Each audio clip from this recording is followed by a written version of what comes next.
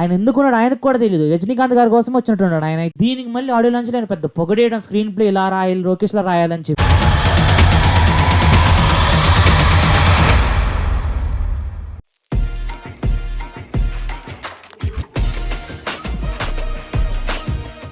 అది ఆగస్ట్ 14, 2025 అనమాట. సమయం వచ్చేసి ఒక సుమారు 6 చిల్లర నుంచి 9 చిల్లర మధ్యలో ఉంటుంది. ఆ రోజుని మేము ఎప్పటికీ మరవలేము. ఆ రోజు ఇంత కల్లోలం చేయలేదు. ఎంతో మంది హృదయాలు మరి గుండెలు ఒక తట్టుకోలేని బాధని సృష్టించింది. ఆ రోజు వేరే వాళ్ళకి బాధనిస్తే ఒక ముగ్గురికి మాత్రం వర్ణించలేనంత ఆవేదన ఇచ్చింది. ఆ రోజు మేము ఫేస్ చేసిన ఆవేదన మీరు కూడా అర్థం చేసుకోవాలంటే మాతో పాటు ఒక 12 రోజులు వెనకాలకు రావాలి. అదే ఆగస్ట్ 2, 2025 కూలీ ట్రైలర్ రిలీజ్ అనమాట. యాక్చువల్లీ ఆ ట్రైలర్ చూడకముందే ఆ టీజర్ కానీ ఆ గ్లిమ్స్ కానీ చూడంగానే మాకు ఎక్స్పెక్టేషన్స్ ఎక్కడికో వెళ్ళిపోయినాయి. ఇంకోసారి విక్రమ్ లాంటి పీక్ లోకేష్ రామని మళ్ళీ చూస్తామేమో అనుకున్నాం. సో ఇంకా అదే హైలో ట్రైలర్ కూడా చూసాం. ట్రైలర్ చూసాక మాకేమనిపించింది అంటే బాగానే ఉంది. ట్రైలర్ చూసాక మేము ఒక అనాలిసిస్ చేసాం. అదేంటంటే లోకి మామ మనకి ఎక్కడ ఎక్స్పెక్టేషన్స్ ఎక్కువ పెట్టేసుకుంటామేమో చెప్పి చాలా అండర్ ప్లే చేశాడు. పక్క ఏదో కుక్ చేస్తున్నాడు అనుకున్నాం. సోషల్ మీడియా మొత్తం కూడా థియరీ మీద థియరీ, ఒకటి మించి ఒకటి ఉంది. లోకి కుకింగ్ సరిపోదు అన్నట్టు ఇంకో సైడ్ నుంచి అనిరుద్ధ్ కూడా మామూలుగా రుద్దట్లేదు. మాస్ ఇచ్చాడు మ్యూజిక్. కట్ చేస్తే మన జీబీ హాస్పిటల్లో ఉన్నాడు. ఏమైందని చెప్పి వెంటనే డాక్టర్ దగ్గరికి వెళ్ళి అడిగితే రాజశేఖర్ చనిపోయే ముందు దయాళు చెవిలో ఏదో చెప్పాడు, వాడేం చెప్పాడో తెలిస్తే చెప్పండ్రా. హైప్ ఎక్కువ అవడం వల్ల తన బ్రెయిన్ తట్టుకోలేక కింద పడిపోయాడని చెప్తారు. ఒరే నువ్వు ఇలా కళ్ళు తిరిగిపోయేంత పెద్ద తీరీలు ఏమనుకున్నావురా? ఇంత హైప్ ఎలా ఎక్కించుకున్నావురా అసలుకి? అక్కడ ఉన్న తీరు ఒకటా రెండా కుప్పలు ఉన్నాయి. సో ఇన్ని చెప్తా పదండి. అసలు ఫస్ట్ దాని గురించి మాట్లాడుకుంటే మాత్రం ఒక సైఫై మూవీలా అనిపిస్తుంది. అంటే పైనేమో మనకు ఒక మాస్ మసాలాలు చూపించేసి లోపల మాత్రం ఒక సైఫై థ్రిల్లర్ లాంటిది పడతారేమో అనుకుంటున్నాం. ఒక టైం ట్రావెల్ మూవీ అయి ఉండొచ్చు మోస్ట్లీ. ఎందుకంటే సత్యరాజ్ గారు వైర్లు కెలికేస్తున్నాడు, ఒక చేను చూపిస్తున్నారు, ఒక పక్క కరెంట్ షాకులు చూపిస్తున్నారు. సో మళ్ళీ మనకు నాకు తెలిసి రజనీకాంత్ గారు టైం ట్రావెల్ చేసి మన ఉపేంద్ర గారి క్యారెక్టర్ని కలుస్తారన్నమాట. సో ఎందుకంటే మనకి ట్రైలర్ లో చూసుకుంటే పాత కాలంలో ఉన్న ఉపేంద్ర గారిని చూపిస్తారు కదా. సో అక్కడ ఏదో ఒక ఇన్సిడెంట్ జరుగుంటది. లైక్ సో అక్కడ కలిసి ఒక పని రెక్టిఫై చేసి ఉండొచ్చు అని నేనైతే అనుకుంటున్నాను. సో దీనికోసం పక్కా హైప్ అయిపోతున్నా. ఫస్ట్ ఆఫ్ ఆల్ నువ్వేమో టైం ట్రావెల్ అంటున్నావు కానీ నేను ఇందాక ఒక కామెంట్ చూసాను, ఇన్విజిబుల్ మ్యాన్ అంట. ఈ థియరీ చూడు ఒకసారి, ఇంకా సూపర్ ఉంది.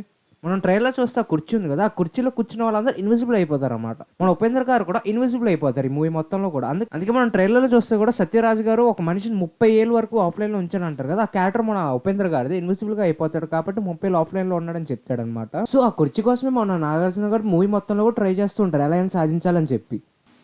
వావ్ క్రేజీ ఉందిరా ఐడియా అసలు. ఇది కానీ అయితే నా సవాల్ లేస్తా థియేటర్లో. అసలు లోకి మా ప్లానింగ్ కదా ఒకళ్ళు నిజం అయితే మాత్రం. నాకు తెలియదు మోస్ట్లీ రెండిట్లో ఏదో టై ఉండొచ్చు. ఎందుకంటే మనకు అంత చూపించారంటే ఏదో బిల్డప్ అయ్యే ఉంటుంది కదా. దీంతో పాటు మోస్ట్గా అయిపోయింది ఒకే ఒక థీరీ, మెయిన్లీ విక్రమ్ థీరీకి. ఎందుకంటే మనకి విక్రమ్ మూవీలో 2 కంటైనర్స్ గురించి మెన్షన్ చేస్తారు కదా. సో ఇటు సినిమా ట్రైలర్లో చూస్తేనేమో అమెరికా ముందు 2 కంటైనర్స్ ఉంటాయి అనమాట. సో నాకు తెలిసి ఈ కంటైనర్స్ ఆ కంటైనర్స్ అనుకుంటా. ఎందుకంటే ఎల్సీయూలో ఒక కంటైనర్ లోపల డ్రగ్స్ ఉంటాయి కదా, సో చాలా ఇంపార్టెంట్ కదా. సో దీనికి కూడా మెల్లగా డ్రగ్స్ సప్లై చేద్దామని ట్రై చేస్తూ ఉంటాడు మన. సో రోలెక్స్ కి పైన ఎవరు ఉంటారో మన అమెరికాన్ ఉంటాడు అనమాట. సో దాని ఆపడానికి అయితే మన విక్రమ్ అండ్ రజనీకాంత్ ట్రై చేస్తూ ఉంటారు అనమాట. ఒరే మన రోలెక్సే విక్రమ్ మూవీ లాస్ట్ ఫైవ్ నుంచి అల్లా కొల్లం చేసాడు మూవీ థియేటర్ మొత్తం. అలాంటిది మన దహా క్యారెక్టర్ అనేది రోలెక్స్కే బాస్ అంటున్నాం. ఇంకా దహా క్యారెక్టర్ ఎలా ఉంటుందో, ఫుల్ ర్యాంప్ ఉంటుంది అనుకుంటా అసలుకి. అదేగా ఇంకో విషయం తెలుసా నీకు? ఇది కాకుండా ఇంకో రూమర్ ఏంటిదంటే ఇది ఎల్సీయూ యూనివర్స్లో కాకుండా మన దళపతి సినిమా ఉంది కదా, లైక్ పాత మణిరత్నం గారి సినిమా. సో దాంట్లో ఉన్న దేవా స్టోరీ కంటిన్యూషన్ అంటున్నారు బయట. మరి అంటే సింగిల్గా ఉన్నాడు కదా, సో అందుకని చెప్పి కొంతమంది అలా అంటున్నారు.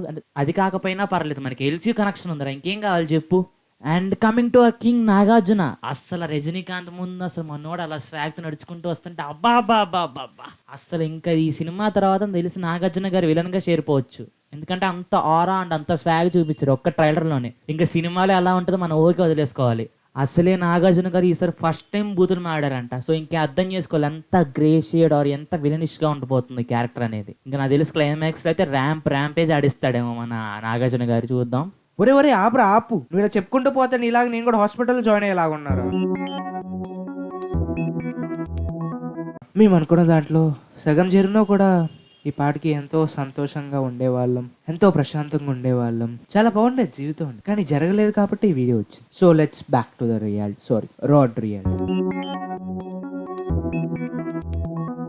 అండ్ ఫైనల్ సినిమా విడుదల రోజు అయితే వచ్చేసింది. కూలీ మూవీ మరియు రోలెక్స్ కోసం మా జీవి దగ్గర ఉన్న 2 డహాలెక్స్ వాచ్లు అయితే అమ్ముకోవాల్సి వచ్చింది. కానీ తీరా చూస్తే ఏమని చెప్పమంటారు ఏంటని చెప్పమంటారు. అనుకున్న దాంట్లో ఒక్కటంటే ఒక్కటి కూడా నిజం కాలేదు. సరే అనుకున్నది ఏమైనా జరగలేదులే, కనీసం సినిమా అయినా సరే రేసీగా ఆర్ఎల్స్ మనకి నచ్చేలా ఉందా అంటే వామ్మో అసలు దాని గురించి ఏమని చెప్పమంటారు. అసలు అబ్బాబాబాబాబా అసలు ఆ సెకండ్ హాఫ్ ఏంటో, దాంట్లో వచ్చే లాజిక్ ఏంటో, మొక్కంటే మొక్క కూడా కనెక్ట్ కాదు మనకు ఆ సినిమా చూస్తున్నంతసేపు. ఎల్సియూ తీస్తే ఇంకా దళపతి అంటారా, ఆ దళపతికి ఒక చిన్న రిఫరెన్స్ మొక్కను కొట్టేసి ఏదో ఇచ్చి పడేసాం అనుకుంటున్నారు వాళ్ళేంటో. ఆ 2 కాకుండా సైఫై సినిమా అన్నారు కొంతమంది వచ్చి, టైం ట్రావెల్, ఇన్విజిబుల్, అబ్బా చివరికి అది ఒక శవపేటిక లాంటి కుర్చీ అనమాట, తగలబెట్టేసింది ఆటోమేటిక్ గా. దానికారా మీరు ఇంత హైప్ ఇచ్చింది అంటే లోకేష్ కనకరాజు ఏం తప్పు లేదు, బట్ ముందు కొద్దిగా ఇన్ఫార్మ్ చేస్తుంటే బాగుండేది. అంటే మీరు అనుకున్నట్టు టైం ట్రావెల్ అన్ని కాదు అని చెప్పి. బట్ ఏం చేద్దాం లేండి, మన ఎక్స్పెక్టేషన్స్ మరీ హై అయిపోయినాయి. సరే ఇవన్నీ తీసేస్తాం, నార్మల్ సినిమాలో చూద్దాం అనుకుంటే సెకండ్ హాఫ్ లో అసలు శోభిన్ సయర్ క్యారెక్టర్ అంటే ఇప్పటికి అర్థం కాదు. కొంచెంసేపు ఏంటో పెద్ద సైకో విలన్ లా ప్రవర్తిస్తాడు. అది చూస్తున్నంతసేపు అయితే నాకు బీపీ మెంటలో వచ్చేసింది. ఇంకా మన దాహా గురించి మాట్లాడుకుంటే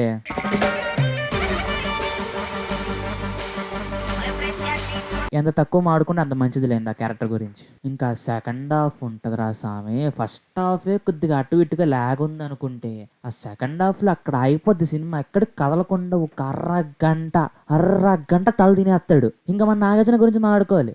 అబ్బా ఏం క్యారెక్టర్ అయ్యా, దీనికోసం మీరు అసలు ఎన్నెన్నో చెప్పారు మాకు. ఏంటి నాగార్జున మన సినిమాలోన అని రజనీకాంత్ గారు అన్నం, లోకేష్ కనకరాజు గారు ఏమో 5 సార్లు విన్నారు ఈ స్క్రిప్ట్ ని అని చెప్పడం. ఆయన అసలు ఎందుకు విన్నారు, ఎందుకు చేశారు ఇప్పటికి అర్థం కాలేదు నాకు ఈ సినిమా చూసినంతసేపు. ఇంకా నాగార్జున గారి క్యారెక్టర్ ఏమో రజనీకాంత్ గారు నేను ఎక్కడో చూసాను అంటారు. కన్నా తండ్రిని చంపిన క్యారెక్టర్ ని మర్చిపోయారు ఆయన, కానీ పక్కనే చూసిన దాహాగాడు మాత్రం గుర్తుంచేసుకున్నాడంట.